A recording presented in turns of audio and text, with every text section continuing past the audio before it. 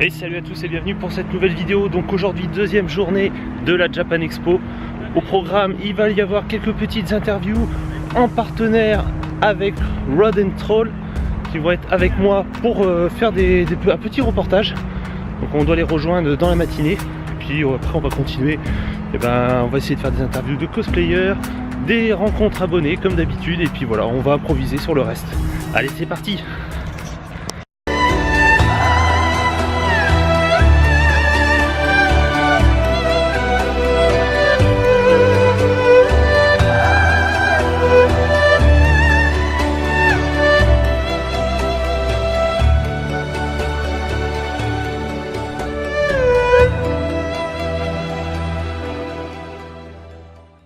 Allez, c'est parti maintenant, on attaque la file d'attente comme d'habitude, tu connais maintenant. Il y a un petit peu plus de monde étant donné que je suis arrivé un peu plus tard, mais c'est pas grave, on va patienter tranquillement. Hop. Ça va tout le monde?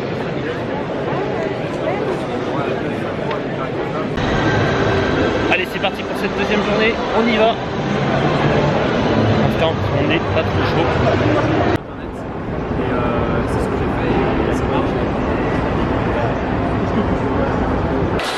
Donc aujourd'hui, je suis avec Mission Japon. Ouais. Mission ou Japon. Mission Japon. Parce que mon binôme qui devrait être là ici tout de suite, Sylvain n'est pas là, mon fils en l'occurrence, parce qu'on est une chaîne de duo, voilà. Un père et un fils, qui sommes partis au Japon il y a 2 ans maintenant. On a fait une série de vidéos, de 16 vidéos au Japon et même Corée du Sud, sur les 2 derniers épisodes. Et on est tombé complètement amoureux du pays, puisqu'en fait la chaîne qu'on avait faite à l'époque, Mission Japon, était une chaîne qui ne devait durer que le temps des épisodes, du voyage, de la préparation et des épisodes. Et puis on était là-bas, on est tombé d'amour en amour, des gens, des lieux, de la bouffe. C'est un pays qui est quand même relativement très riche, ouais. et aussi bien de sa culture, de sa nourriture, que le cadre, même le cadre du paysage, c'est vrai qu'on... Et on ne se rend pas forcément compte de ça, c'est-à-dire que quand on ne s'intéresse pas au pays, on ne connaît que la surface, les mangas, les sushis, voilà, les mangas, les jeux vidéo, éventuellement les jeux vidéo, peut-être quelques arts martiaux, voilà. Alors que c'est tellement plus vaste, c'est un pays plus riche que ça. Extrêmement riche, et il y a des choses en fait, dès qu'on va quitter un peu même les sentiers touristiques, c'est là où on va vraiment trouver la beauté du pays en fait. Mmh. Et donc, comme on est tombé amoureux de ce pays, on n'avait qu'une seule envie quand on est revenu, c'est de repartir. La vie a fait qu'on n'a pas pu y retourner jusqu'à présent, mais on s'est dit qu'on allait quand même continuer la chaîne parce qu'on avait encore des choses à dire, des choses à partager, et on s'est dit que ça pourrait être intéressant parce qu'à ce moment-là, on commençait un peu à aller dans les conventions, à être pas tout à fait invité, on squattait les centres des autres comme tu fais avec nous ici, pareil, mais tu vois, on a commencé de la même façon, et on était à chaque fois accueillis par des gens très agréables.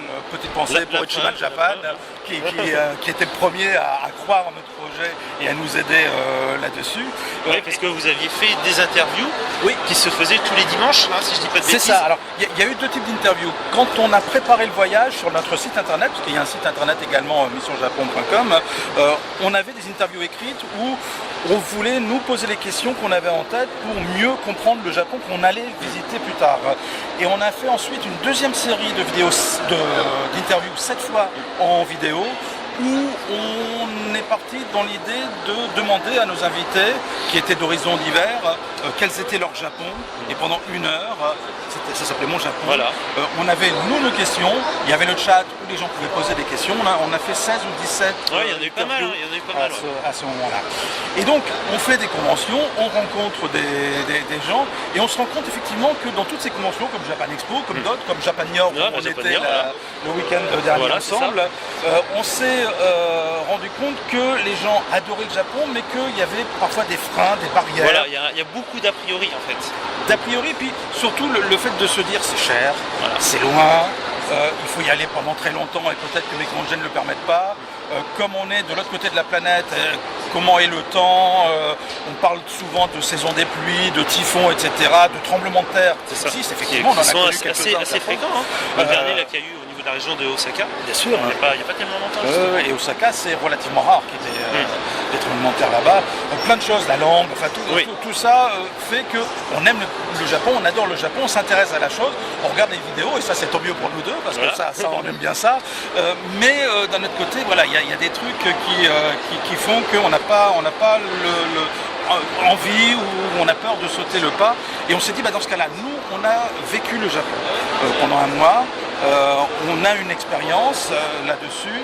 On va essayer de trouver le Japon plus près de chez nous. Et on a lancé le Tour de France du Japon. Histoire de donner un aperçu aux gens vivant en France qui n'ont pas la possibilité de se rendre au Japon dans l'immédiat, de leur donner encore plus envie d'aller au Japon au final. C'est ça, et puis surtout de pouvoir goûter au Japon, et quand je dis goûter, c'est pas uniquement de la nourriture, de goûter au Japon chez nous, et effectivement, l'envie grandissant de sauter le pas plus tard. Donc on a fait 7 villes, donc tout a été tourné jusqu'à présent. On a mis en ligne des épisodes qui se situent à Lyon, qui se situe à Strasbourg, Nancy, 2 épisodes sur Paris parce que ça le méritait, et on est en train de travailler sur Montpellier et Marseille. C'est vrai, voilà, ça permet, en visitant certaines grandes villes, justement, on peut retrouver aussi bien la nourriture que les arts martiaux, que des boutiques traditionnelles, enfin plein de choses, que des cours de japonais, voilà, ça va vraiment... Des jardins japonais. Des jardins japonais, donc ça va vraiment sur un panel qui est relativement varié, et ça permet aux gens de découvrir justement le Japon plus proche de chez eux. D'ailleurs, il y a un nouveau jardin japonais, je ne sais pas s'il va ouvrir au grand public, que tu es en train de préparer chez toi. Oui, il va être petit. Alors par contre, voilà, là-dessus, tu vois, j'étais en train de réfléchir. Je pense que je vais tourner des scènes en continu, que je vais préparer petit à petit. Ça, ce serait bien. Et au final, il y aura, quand ce sera fini, il y aura un montage final et ça fera une vidéo complète où on verra l'évolution du jardin. Oui, parce que ce que tu m'as dit de l'envie que tu avais de toute cette préparation, je trouve que ça peut être extrêmement intéressant. Alors moi je poste actuellement au fur et à mesure que j'avance dans les travaux, bon ça fait pas longtemps parce que ça fait je crois une quinzaine de jours que j'ai commencé.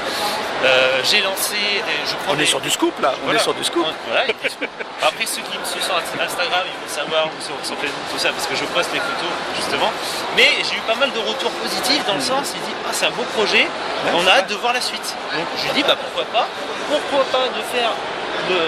faire une vidéo quitte à... Avec une espèce de petit tuto qui permettrait aux gens de refaire ça. Oui, voilà, parce que du coup il y en a bien, tu peux pas me faire ça chez moi, je vais déjà finir le mien.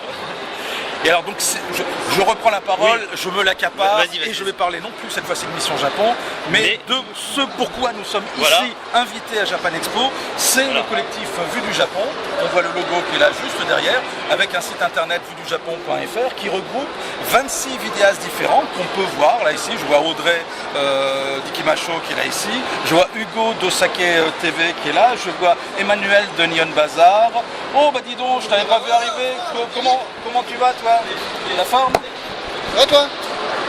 Ça va bien? Oshisan, donc salut. Ça va? De la chaîne Oshisan. D'accord, ça oui. Croisé, il fait sur des lives, des choses comme ça. Donc là on est en pleine interview, voilà. Tu nous emmerdes. Super bon. Ils sont bons? Un peu secs parce qu'ils sont d'hier, mais ils sont pas mal. Mais ils sont on ne veut pas ils sont pas mal. Au niveau du goût, ils sont... Le goût il est, c'est sûr. Les miens sont meilleurs. Voilà. Donc effectivement, il y a une recette qu'on peut retrouver sur la chaîne de Oshisan. Non, merci, c'est gentil. Et on se retrouve ici effectivement avec une grosse partie des vidéastes. Alors Vue du Japon, effectivement, c'est un collectif de petites chaînes qui font du travail de qualité, qui n'était pas forcément mis en avant sur YouTube parce qu'on n'est pas forcément dans les critères traditionnels du média. Et on s'est dit que c'était dommage. Et donc on a lancé il y a un an, un peu plus d'1 an, donc le collectif. Et aujourd'hui on est très heureux, ravis de nous retrouver invités ici à la Japan Expo. C'est quand même inespéré en fait. C'est ça. Non, et puis voilà, ça fait vraiment un regroupement de chaînes qui vont être relativement variées, parce que ça passe sur vraiment tous les thèmes. Donc, ça reste sur le thème du Japon principalement. Alors il y a Shonium in Japan qui vient juste d'arriver avec Madame également, qui est là. Salut. On dit bonjour à tout le monde. À la caméra, tout le monde. Voilà. Bien. Pardon, je savais pas vu. Ça va? Ça va, jeune homme? La forme? Bah oui, la forme. Voilà, donc ça arrive. Voilà. Si vous venez à Japan Expo, quand vous verrez la vidéo, peut-être que ce sera déjà passé. Ce sera passé, malheureusement, ce sera passé. Alors vous aurez raté la possibilité de rencontrer plein de vidéastes de qualité qui, comme tu le disais, ont des visions différentes à chaque fois, puisque sur le collectif on peut retrouver, on avait Oshisan qui propose des recettes de cuisine, on a Nihon Bazar qui travaille plutôt la pop culture avec des pastilles très intéressantes. On retrouve pas mal de chaînes de voyage bien sûr, mais aussi des chaînes qui parlent d'histoire, des chaînes qui parlent d'actualité, des chaînes qui parlent de l'apprentissage du japonais. Donc On a entre 700 et 800 vidéos aujourd'hui sur le site qui permettent de pouvoir s'accaparer ce qu'on aime dans le Japon, et avec une particularité aussi qui est intéressante, et on l'a voulu ça, c'est que sur les vidéos de voyage, on a un menu qui permet de définir un endroit du Japon, puis après une ville, et d'avoir toutes les vidéos qui ont été tournées qui à sont cet liées. endroit. Ouais, ça c'est vraiment très peut bien. permettre Si on veut découvrir vraiment une ville, on veut partir par exemple, je sais pas forcément Tokyo, mais je sais pas, Kyoto ou Osaka par exemple, ça va être référencé et on va voir justement les vidéos qui sont liées à cette région.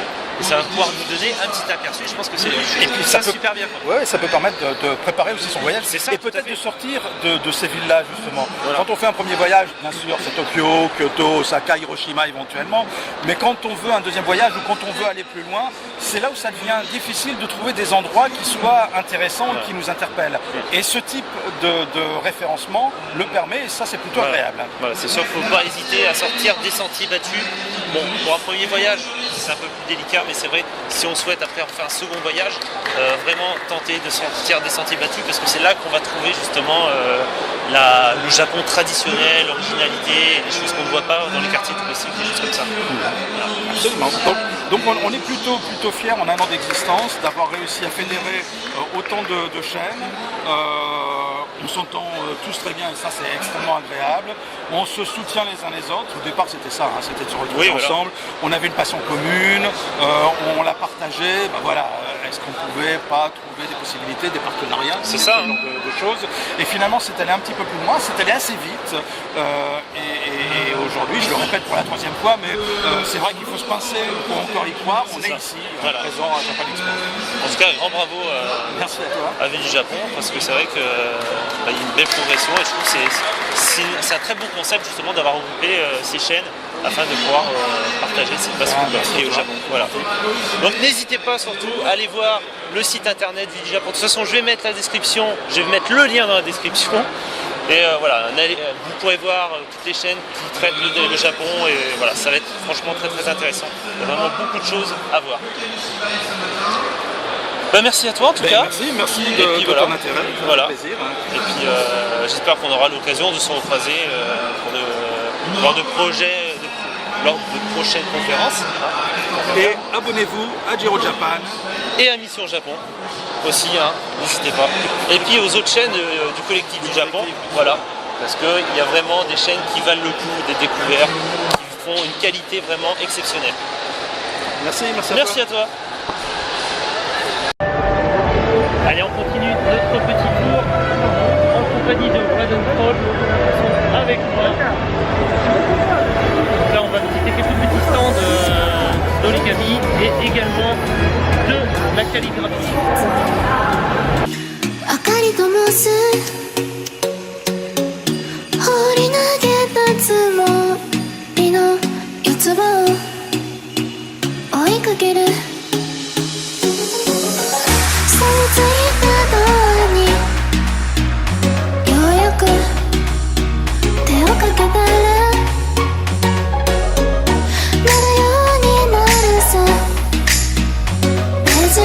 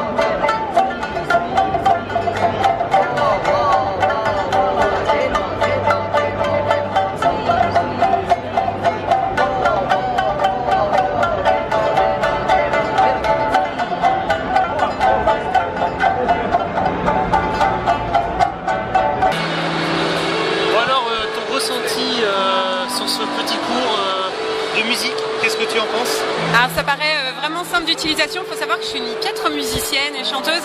Par contre j'ai eu l'impression de prendre ça en main et puis je trouvais ça assez drôle, assez facile et je pense qu'avec la pratique on peut faire vraiment un petit truc assez sympa et qui va du coup s'ouvrir à une autre culture de façon beaucoup plus facile et aisée. Et je pense qu'on peut trouver pas mal de tutos aussi sur YouTube, donc non, sympa, très concluant. Ça va alors. Et voilà les amis, dernière journée qui se termine. Il est un petit peu tard donc je vais pas parler très fort. En tout cas ça a été pas mal, assez intéressant, parce que vous verrez sûrement d'autres vidéos de moi, parce que là vous n'avez pas vu. Donc avec ce petit reportage que j'ai fait, cette vidéo croisée avec la chaîne de Rod & Troll, n'hésitez pas à vous abonner également à leur chaîne, et puis celle de Mission Japon et du collectif de Vue du Japon. Voilà. En attendant, moi je vous dis à très bientôt pour cette prochaine vidéo, parce que demain je continue, il reste pas mal de joie. N'hésitez pas à vous abonner sur Facebook, Twitter, Instagram. Et en attendant, je vous dis à très bientôt pour la prochaine vidéo. Ciao.